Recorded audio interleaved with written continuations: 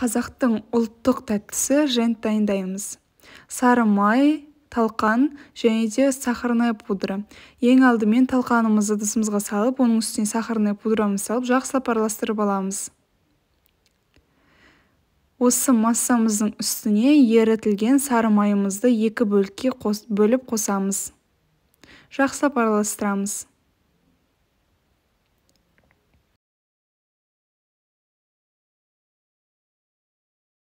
Барлығын толықтай араластырып болғаннан кейін қолымызбен бір рет араластырып, керекті формамызға салып шығамыз. Мен осындай домалап ыдысқа салдым.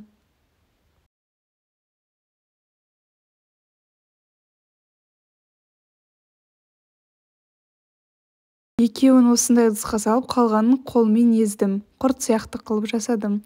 Мінекей біздің женттеріміз дайын, енді холодильникке 1 сағатқа жібереміз. Мінекей біздің женттеріміз дайын болды.